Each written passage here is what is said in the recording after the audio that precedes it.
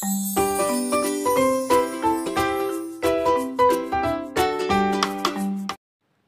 Hello friends, welcome back to my channel. ಇವತ್ತಿನ ಈ ವ್ಲಾಗ್ನ ಶುರು ಮಾಡ್ತಾ ಇದ್ದೀನಿ.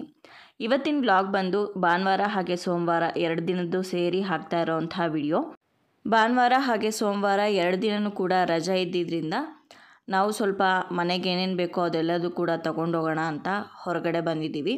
ಹಾಗೆ ಹೇಗಿದ್ದರೂ ಹೊರಗಡೆ ಬಂದಿದ್ವಲ್ಲ, ತುಂಬ ದಿನ ಬೇರೆ ಆಗಿತ್ತು ಹೋಟೆಲಲ್ಲಿ ಅಥವಾ ಎಲ್ಲೋ ಹೊರಗಡೆ ಊಟ ಮಾಡಿ. ಅದಕ್ಕೋಸ್ಕರ ಸುಮ್ಮನೆ ಸಿಂಪಲ್ಲಾಗಿ ಏನಾದರೂ ತಿನ್ಕೊಂಡು ಹೋಗೋಣ ಅಂತ ಹೋಟೆಲಿಗೆ ಬಂದ್ವಿ. ಇಲ್ಲಿ ನಾನು ನನ್ನ ಹಸ್ಬೆಂಡ್ ಇಬ್ಬರು ಮಸಾಲೆ ದೋಸೆ ತೊಗೊಂಡ್ವಿ. ಹಾಗೆ ನನ್ನ ಮಗಂಗೆ ದೋಸೆ ಬೇಡ ಅಂತ ಅವನು ಪಾವ್ ಭಾಜಿ ತೊಗೊಂಡ. ಇನ್ನು ಇವತ್ತಿನ ಈ ವಿಡಿಯೋದ ತಮ್ಲೈನ್ ಮೇಲೆ ನೀವು ನೋಡ್ತಾ ಇರ್ಬೋದು, ನಮ್ಮನ್ನು ಪ್ರೀತಿಸೋರಿಗೆ ನಾವು ಸಮಯವನ್ನು ಕೊಡಬೇಕು ಅಂತ ಬರೆದಿದ್ದೀನಿ. ಯಾಕೆ ಈ ರೀತಿ ಹೆಡ್ಲೈನ್ ಹಾಕಿದೆ, ಹಾಗೆ ಇದರ ಉದ್ದೇಶ ಏನು ತಿಳಿಸೋದಕ್ಕೆ ಬಯಸ್ತಾ ಇದ್ದೀನಿ ಅನ್ನೋದನ್ನು ಈ ವಿಡಿಯೋದಲ್ಲಿ ಹೇಳ್ತೀನಿ. ಇತ್ತೀಚಿನ ದಿನಗಳಲ್ಲಿ ನೀವು TV ಮಾಧ್ಯಮಗಳಲ್ಲೆಲ್ಲ ನೋಡ್ತಾ ಇರ್ಬೋದು, ಮದುವೆ ಆಗಿ 2-3 ವರ್ಷಕ್ಕೆಲ್ಲ ಸಂಬಂಧದಲ್ಲಿ ಬಿರುಕು ಮೂಡಿ ಡಿವೋರ್ಸ್ ಅನ್ನೋದನ್ನು ತಗೊಳ್ತಾ ಇದ್ದಾರೆ, ವಿಚ್ಛೇದನವನ್ನು ತಗೊಳ್ತಾ ಇದ್ದಾರೆ.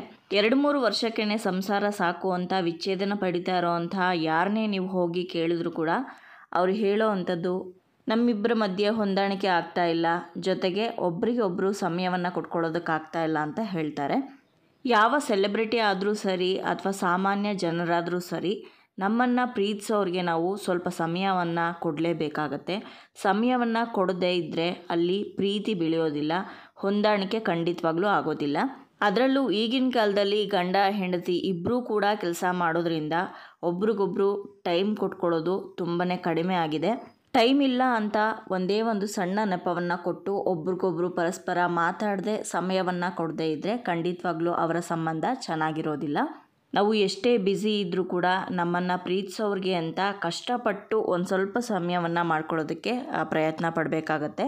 ಕೊನೆ ಪಕ್ಷ ಪ್ರತಿದಿನ ಆಗದೇ ಇದ್ದರೂ ಕೂಡ ವೀಕೆಂಡ್ಸಲ್ಲಾದ್ರೂ ಸಮಯ ಮಾಡಿಕೊಂಡು ನಿಮ್ಮ ಸಂಗಾತಿ ಜೊತೆ ಅಥವಾ ನಿಮ್ಮ ಮನೆಯಲ್ಲಿರೋರ ಜೊತೆ ಸಮಯವನ್ನು ಕಳೆಯೋದಕ್ಕೆ ಪ್ರಯತ್ನ ಪಡಿ. ಈ ವಿಷಯದ ಬಗ್ಗೆ ಇನ್ನೂ ಸ್ವಲ್ಪ ಮಾತಾಡೋದಿದೆ, ಮುಂದೆ ವ್ಲಾಗಲ್ಲಿ ಮಾತಾಡ್ತೀನಿ. ಕೊನೆವರೆಗೂ ವಿಡಿಯೋನ ಸ್ಕಿಪ್ ಮಾಡದೆ ನೋಡಿ. ನಾವು ಹೋಟೆಲ್ಗೆ ಹೋಗಿ ತಿಂಡಿ ಎಲ್ಲ ಮಾಡಿಕೊಂಡು ಇವಾಗ ಸ್ವಲ್ಪ ಮನೇಲಿ ತರಕಾರಿ ಖಾಲಿಯಾಗಿತ್ತು, ಆ ತರಕಾರಿನೆಲ್ಲ ತೊಗೊಂಡು ನಾನು ವಿಶ್ವ ಪರಿಸರ ದಿನ ಇತ್ತಲ್ವ, ಜೂನ್ 5ನೇ ತಾರೀಕು, ಅವತ್ತಿನ ದಿನ ಗಿಡ ತೊಗೊಳ್ಬೇಕು ಅಂತ ಅಂದ್ಕೊಂಡಿದ್ದೆ. ಅವತ್ತು ನನ್ನ ಹಸ್ಬೆಂಡ್ಗೆ ಫ್ರೀ ಇರಲಿಲ್ಲ, ಹಾಗಾಗಿ ನಾವು ನರ್ಸರಿಗೆ ಹೋಗೋದಕ್ಕಾಗಿರಲಿಲ್ಲ. ಇವತ್ತು ಫ್ರೀ ಇತ್ತು ಅಂತ ಹೊರಗಡೆ ಹೋಗಿ ಏನೇನು ಬೇಕೋ ಎಲ್ಲ ಶಾಪಿಂಗ್ ಮಾಡಿಕೊಂಡು ಇವಾಗ ನರ್ಸರಿಗೆ ಬಂದಿದ್ದೀವಿ. ನನಗಂತೂ ಈ ಗಿಡಗಳ ನರ್ಸರಿಗೆ ಬರಬೇಕು ಅಂದರೆ ತುಂಬಾ ಖುಷಿ ಆಗುತ್ತೆ. ಅದರಲ್ಲೂ ಒಂದು ಕಣ್ಣಿಗೆ ಮುದ ನೀಡುತ್ತೆ ಈ ಗಿಡಗಳನ್ನ ನೋಡ್ತಾ ಇದ್ದರೆ. ಎಷ್ಟೇ ಗಿಡಗಳು ನಮ್ಮ ಹತ್ರ ಇದ್ದರೂ ಕೂಡ ಮತ್ತೆ ಮತ್ತೆ ತೊಗೋಬೇಕು ಅಂತ ಅನ್ನಿಸ್ತಾ ಇರುತ್ತೆ. ಈ ನರ್ಸರಿಯಲ್ಲಿ ನನಗೆ ಬೇಕಾಗಿರೋವಂಥ ಯಾವುದಾದ್ರೂ ಹಣ್ಣಿನ ಗಿಡಗಳಿದೆಯಾ ಅಥವಾ ಹೂವಿನ ಗಿಡಗಳಿದೆಯಾ, ಇಂಡೋರ್ ಪ್ಲ್ಯಾಂಟ್ಸ್ ಯಾವುದಾದ್ರೂ ಹೊಸ್ದಾಗಿ ಬಂದಿದೆಯಾ ಅಂತ ನೋಡ್ತಾ ಇದ್ದೀನಿ. ಈ ಸಲ ಏನೋ ಅಷ್ಟೊಂದು ವೆರೈಟೀಸ್ ಆಫ್ ಕಲೆಕ್ಷನ್ಸ್ ಏನಿರಲಿಲ್ಲ ಗಿಡಗಳಲ್ಲಿ. ನಾರ್ಮಲಾಗಿ ಪ್ರತಿ ಸಲ ನೋಡಿದಂತಹ ಗಿಡಗಳೇ ಇತ್ತು, ವಿಶೇಷವಾಗಿ ಏನಿರಲಿಲ್ಲ. ಹಾಗಾಗಿ ನನಗೆ ಯಾವುದು ಇಲ್ವೋ ನನ್ನ ಹತ್ರ ಅಂಥ ಗಿಡಗಳನ್ನ ನೋಡಿ ಆ ಹೂವಿನ ಗಿಡಗಳು ಹಾಗೆ ಜೊತೆಗೆ ಒಂದೇ ಒಂದು ಹಣ್ಣಿನ ಗಿಡನೂ ಕೂಡ ತೊಗೊಂಡೆ. ಈ ಸಲ ಬೇರೆ ಗಿಡಗಳಿಗಿಂತ ವಾಟರ್ ಲಿಲೀಸ್ ಬೇರೆ ಬೇರೆ ಕಲರ್ದಿತ್ತು, ಹಾಗೆ ಲೋಟಸ್ ಕೂಡ ಇತ್ತು. ಬಟ್ ಅದು ನಾನು ಯಾವುದೂ ತೊಗೊಳ್ಲಿಲ್ಲ. ಎಲ್ಲ ಶಾಪಿಂಗ್ ಮುಗಿಸ್ಕೊಂಡು ಮನೆಗೆ ಬಂದಾದಮೇಲೆ ಎಲ್ಲ ಗಿಡಗಳನ್ನ ಟೆರೆಸ್ ಮೇಲೆ ಇಟ್ಟು ಹಾಗೆ ತರಕಾರಿ ಸೊಪ್ಪುಗಳನ್ನೆಲ್ಲ ತೊಗೊಂಡು ಬಂದಿದ್ದೀನಲ್ಲ, ಅದನ್ನೆಲ್ಲದನ್ನು ಕೂಡ ಜೋಡಿಸಿ ಇಟ್ಕೋತಾ ಇದ್ದೀನಿ. ಯೂಶ್ವಲಿ ನಾವು ಏನೇ ತರಕಾರಿ ಅಥವಾ ದಿನಸಿ ಐಟಮ್ಸ್ ಬೇಕಿದ್ದರೂ ಕೂಡ ವೀಕೆಂಡ್ಸಲ್ಲೇ ಪ್ಲ್ಯಾನ್ ಮಾಡ್ತೀವಿ. ಯಾಕಂದರೆ ಫ್ರೀಯಾಗಿ ಎಲ್ಲರೂ ಕೂಡ ಮನೆಯಲ್ಲೇ ಇರ್ತೀವಿ, ನಾವು ಕೂಡ ಹೊರಗಡೆ ಹೋದಂಗಾಗತ್ತೆ. ಪ್ರತಿದಿನ ಮನೆಯಲ್ಲೇ ಇದ್ದು ನಮಗೂ ಬೋರ್ ಆಗಿರುತ್ತಲ್ವ. ಹೊರಗಡೆ ಹೋಗಿ ಒಂದು ಏನೇನು ಬೇಕೋ ಅದನ್ನೆಲ್ಲದೂ ಕೂಡ ಜೊತೆಗೆ ತೊಗೊಂಡು ಬಂದರೆ ನಮಗೂ ಒಂಥರ ಚೆನ್ನಾಗಿ ಫೀಲ್ ಆಗುತ್ತೆ, ಒಳ್ಳೆ ಸಮಯ ಜೊತೆ ಕಳೆದಂಗೂ ಕೂಡ ಅನಿಸುತ್ತೆ ಅಂತ ಅಂದ್ಬಿಟ್ಟು ವೀಕೆಂಡ್ಸಲ್ಲೇ ಇಟ್ಕೊತೀವಿ. ಏನಾದರೂ ಎಮರ್ಜೆನ್ಸಿ ಖಾಲಿ ಆಗಿಬಿಟ್ಟಿದೆ, ಇವಾಗ ತಕ್ಷಣಕ್ಕೆ ಬೇಕು ಅಂದಾಗ ಮಾತ್ರನೇ ಹೋಗಿ ತೊಗೊಂಡು ಬರ್ತೀವಿ ಏನು ಬೇಕೋ ಅದನ್ನು. ಇನ್ನು ಸಮಯ ಅನ್ನೋದು ತುಂಬಾ ಅಮೂಲ್ಯವಾದಂತಹ ವಸ್ತು. ಅದನ್ನು ನಾವು ಹೇಗೆ ಸದುಪಯೋಗ ಪಡಿಸ್ಕೋತೀವಿ ಅಂತ ಅನ್ನೋದು ತುಂಬಾ ಮುಖ್ಯ ಆಗುತ್ತೆ. ಇತ್ತೀಚಿನ ಕಾಲದಲ್ಲಿ ಮೊಬೈಲ್ ಅನ್ನೋದೊಂದು ಬಂದು ಎಷ್ಟು ಸಮಯವನ್ನು ನಾವು ಅದರಿಂದ ವ್ಯರ್ಥ ಮಾಡ್ತಾಯಿದ್ದೀವಿ ಅಂತ ನಮಗೆ ಗೊತ್ತಾಗ್ತಾ ಇಲ್ಲ. ನಿಜವಾಗ್ಲೂ ಹೇಳಬೇಕು ಅಂದರೆ ಈಗಿನ ಕಾಲದಲ್ಲಿ ಮೊಬೈಲ್ಗೆ ಎಷ್ಟು ನಾವು ಸಮಯವನ್ನು ಕೊಡ್ತಾ ಇದ್ದೀವೋ ಆ ಸಮಯವನ್ನು ಖಂಡಿತವಾಗ್ಲೂ ನಮ್ಮ ಪ್ರೀತಿಸೋರಿಗೆ ನಾವು ಕೊಡ್ತಾ ಇಲ್ಲ. ಅದೇ ನಮಗೆ ಬೇರೆಯವರಿಂದ ಏನಾದರೂ ಆಗಬೇಕು ಅಂತಂದರೆ ಅವ್ರಿಗೆ ಫೋನ್ ಮಾಡಾಗಿರ್ಬೋದು ಅಥವಾ ಅವ್ರನ್ನ ಭೇಟಿ ಆಗಾಗಿರ್ಬೋದು, ನನಗೆ ಇದು ಮಾಡಿಕೊಡು ಅದು ಮಾಡಿಕೊಡು ಅಂತ ಕೇಳ್ತಾ ಇರ್ತೀವಿ. ಅವ್ರಿಗೆ ಹೇಗೆ ಅನಿಸ್ಬೋದು ಹೇಳಿ? ಇಷ್ಟು ದಿನ ನೀವು ಒಂದೇ ಒಂದು ಕಾಲ್ ಅವ್ರಿಗೆ ಮಾಡಿದೆ, ಸಡನ್ನಾಗಿ ನಿಮಗೇನೋ ಕೆಲಸ ಆಗಬೇಕಾಗಿದೆ ಅಂತ ಅಂದಾಗ ಅವ್ರಿಗೆ ಫೋನ್ ಮಾಡಿ ಅಥವಾ ಅವ್ರನ್ನ ಭೇಟಿಯಾಗಿ ಮಾತಾಡಿದಾಗ ಅವ್ರಿಗೆ ಖಂಡಿತವಾಗ್ಲೂ ಬೇಜಾರಾಗುತ್ತೆ. ನಮ್ಗೆ ಯಾವ ರೀತಿ ಇಷ್ಟು ದಿನ ಫೋನ್ ಮಾಡದೇ ಇರೋನು ಇವತ್ತೇನೋ ಕೆಲಸ ಆಗಬೇಕು ಅನ್ನೋದಕ್ಕೋಸ್ಕರ ಮಾತ್ರ ನನಗೆ ಫೋನ್ ಮಾಡಿದ್ದಾನೆ ಅಂತ ನಾವು ಮನಸ್ಸಲ್ಲಿ ಅಂದ್ಕೊಳ್ತೀವಲ್ವ, ಅದೇ ರೀತಿ ಅವರು ಕೂಡ ಅಂದ್ಕೊಳ್ತಾರೆ. ಬರೀ ಗಂಡ ಹೆಂಡತಿಗೆ ಮಾತ್ರ ಸಮಯ ಕೊಡೋದಲ್ಲದೆ ನಮ್ಮನ್ನು ಪ್ರೀತಿಸೋವಂತಹ ಸ್ನೇಹಿತರಿಗಾಗ್ಬೋದು, ನಮ್ಮ ಕುಟುಂಬಸ್ಥರಿಗಾಗ್ಬೋದು, ಅಷ್ಟೆಲ್ಲ ಯಾಕೆ ಇವತ್ತಿನ ಕಾಲದಲ್ಲಿ ಅವರವರ ಮಕ್ಕಳಿಗೇ ಅವರು ಸಮಯವನ್ನು ಕೊಡೋದಕ್ಕಾಗ್ತಾ ಇಲ್ಲ. ಮಕ್ಕಳ ಜೊತೆ ನಾವು ಕೂಡ ಮಕ್ಕಳಾಗಿ ಅವ್ರ ಜೊತೆ ಬೆರೆಯೋದು, ಅವ್ರ ಜೊತೆ ಆಟ ಆಡೋದು ಕೂಡ ತುಂಬಾ ಮುಖ್ಯ ಆಗುತ್ತೆ. ಒಬ್ರಿಗೊಬ್ಬರು ಸಮಯ ಕೊಟ್ಕೊಳ್ಳೋದ್ರಿಂದ ಅವ್ರ ಮಧ್ಯೆ ಆ ಬಾಂಡಿಂಗ್ ಅಂದರೆ ಆ ಬಾಂಧವ್ಯ ಏನಿದೆ ಅದಿನ್ನೂ ಕೂಡ ಹೆಚ್ಚಾಗುತ್ತೆ, ಪ್ರೀತಿ ಇಮ್ಮಡಿಗೊಳ್ಳುತ್ತೆ.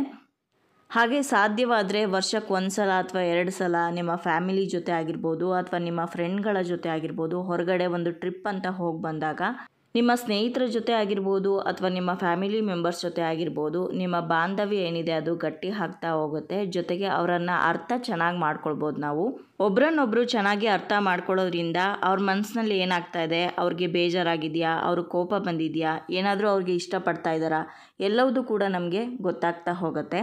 ಇದರಿಂದ ಅವರು ಬೇಜಾರಾಗಿದ್ದಾಗ ನಾವು ಸಮಾಧಾನ ಮಾಡೋದಕ್ಕಾಗಿರ್ಬೋದು, ಅವರು ಕುಗ್ಗಿದ್ದಾಗ ಅವ್ರಿಗೆ ಧೈರ್ಯ ಕೊಡೋದಕ್ಕಾಗಿರ್ಬೋದು, ಆ ಬಾಂಡಿಂಗ್ ತುಂಬಾ ಹೆಲ್ಪ್ ಮಾಡುತ್ತೆ. ಜೊತೆಗೆ ನೀನು ಎಂಥದ್ದೇ ಪರಿಸ್ಥಿತಿಲಿದ್ದರೂ ಕೂಡ ನಿನ್ನ ಜೊತೆ ನಾನು ಯಾವಾಗಲೂ ಇರ್ತೀನಿ ಅಂತ ಹೇಳೋ ಅಂಥ ಒಂದು ಸಾಂತ್ವನದ ಮಾತೇನಿದೆ, ಎಂಥದ್ದೇ ಕೆಟ್ಟ ಪರಿಸ್ಥಿತಿಯನ್ನು ಕೂಡ ಅವರು ಎದುರಿಸ್ಬೋದು ಅನ್ನೋ ಒಂದು ನಂಬಿಕೆ ಅವರಲ್ಲಿ ಹುಟ್ಟುತ್ತೆ. ಹಾಗಾಗಿ ಸಾಧ್ಯವಾದಷ್ಟು ಸಮಯವನ್ನು ನಿಮ್ಮ ಪ್ರೀತಿ ಮಾಡೋರ ಜೊತೆ ನೀವು ಕಳೆಯೋದಕ್ಕೆ ನೀವು ಪ್ರಯತ್ನ ಪಡಲೇಬೇಕು.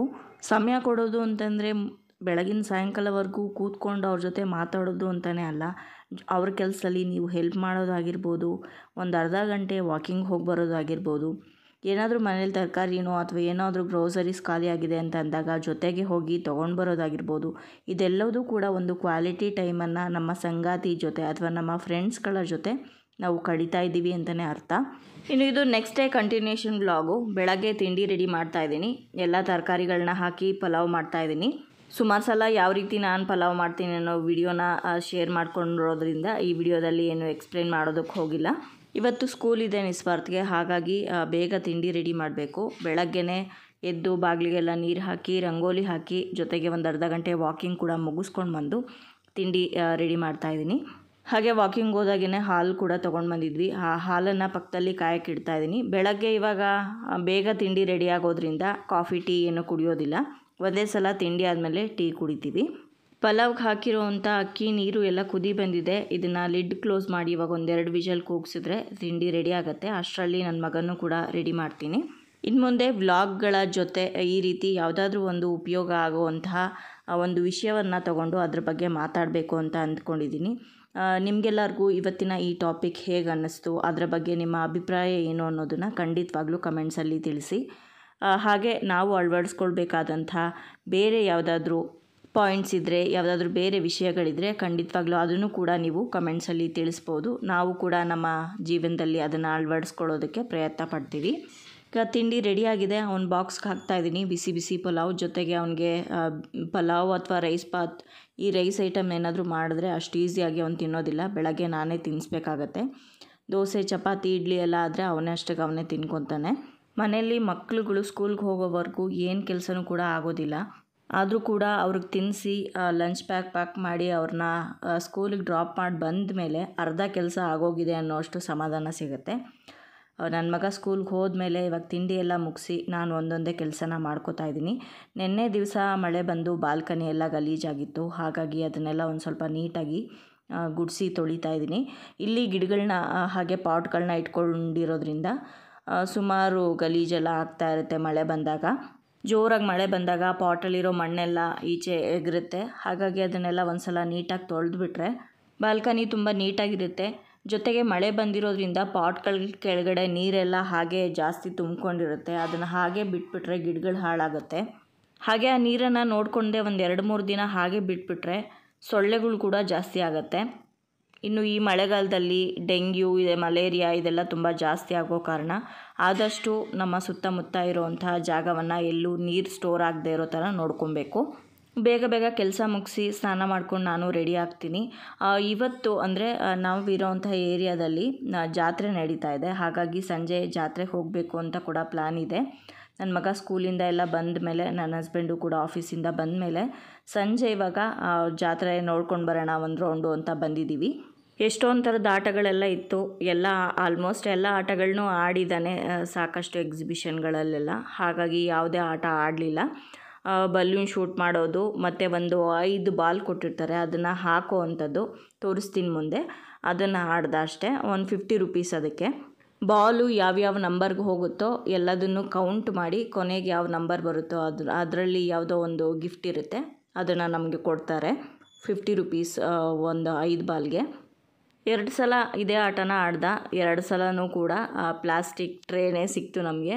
ಬೇರೆ ಏನಾದರೂ ಸಿಗುತ್ತೆ ಅಂತ ನೋಡ್ತಾ ಇದ್ದ, ಬಟ್ 2 ಸಲನೂ ಕೂಡ ಟ್ರೇನೇ ಸಿಕ್ತು. ಕೊನೆಗೆ ತೋರಿಸ್ತೀನಿ ಯಾವ್ದು ಸಿಕ್ತು ಅಂತ ನೋಡಿ. ಈ ರೀತಿ ಒಂದು 5 ಅಥವಾ 6 ಬಾಲ್ ಕೊಟ್ಟಿರ್ತಾರೆ. ಆ ಬಾಲ್ನ ಹಾಕ್ತಾ ಹೋಗೋದು. ಯಾವ ನಂಬರ್ಗೆ ಹೋಗುತ್ತೋ ಬಾಲು ಅದನ್ನು ಕೌಂಟ್ ಮಾಡ್ತಾ ಹೋಗ್ತಾರೆ. ಕೊನೆಗೆ ಯಾವ ನಂಬರ್ ಬರುತ್ತೋ ಆ ನಂಬರಲ್ಲಿ ಏನು ಐಟಮ್ ಇರುತ್ತೋ ಅದನ್ನು ಕೊಡ್ತಾರೆ. ಜಾತ್ರೆಯಲ್ಲೆಲ್ಲ ನೋಡಿಕೊಂಡು ಆಟ ಆಡಿ ಜೊತೆಗೆ ಇವಾಗ ಚಿರುಮುರಿ ತಿನ್ನೋಣ ಅಂತ ಬಂದ್ವಿ. ನನ್ನ ಮಗನಿಗೆ ಪೊಟ್ಯಾಟೊ ಟ್ವಿಸ್ಟರ್ ಬೇಕು ಅಂತ ಕೇಳ್ದ, ಅವ್ನಿಗೆ ಅದನ್ನು ತಕ್ಕೊಟ್ವಿ. ಜಾತ್ರೆ ನೋಡೋದೇ ಖುಷಿ. ಒಂಥರ ಎಲ್ಲ ಸಿಕ್ಕಾಪಟ್ಟೆ ಜನ ಇರ್ತಾರೆ. ಆ ವೈಬೇ ಒಂಥರ ಡಿಫ್ರೆಂಟಾಗಿರುತ್ತೆ. ಇಲ್ಲಿ ಪಿಂಗಾಣಿ ಜಾಡಿಗಳನ್ನ ಮಾರ್ತಾಯಿದ್ರು. ತುಂಬ ಚೆನ್ನಾಗಿದ್ವು ನೋಡೋದಕ್ಕೆ. ಒಂದಕ್ಕಿಂತ ಒಂದು ಯಾವ್ದು ತೊಗೊಳ್ಲಿ ಯಾವ್ದು ಬಿಡಲಿ ಅಷ್ಟು ಚೆನ್ನಾಗಿತ್ತು. ಪುಟ್ಟ ಸೈಜಿಂದ ಒಂದು 3-4 kg ಹಿಡಿಸೋ ಅಂಥ ದೊಡ್ಡ ದೊಡ್ಡ ಜಾಡಿಗಳಿದ್ವು. ಉಪ್ಪಿನಕಾಯಿ ಆದರೂ ಹಾಕೊಬೋದಾಗಿತ್ತು, ಅಥವಾ ಉಪ್ಪು, ಹುಣಸೆಹಣ್ಣು ಎಲ್ಲ ಇಡೋದಕ್ಕೂ ಕೂಡ ಜಾಡಿಗಳು ತುಂಬ ಚೆನ್ನಾಗಿತ್ತು. ನಾನು ಕೂಡ ಒಂದನ್ನು ತಗೊಂಡೆ.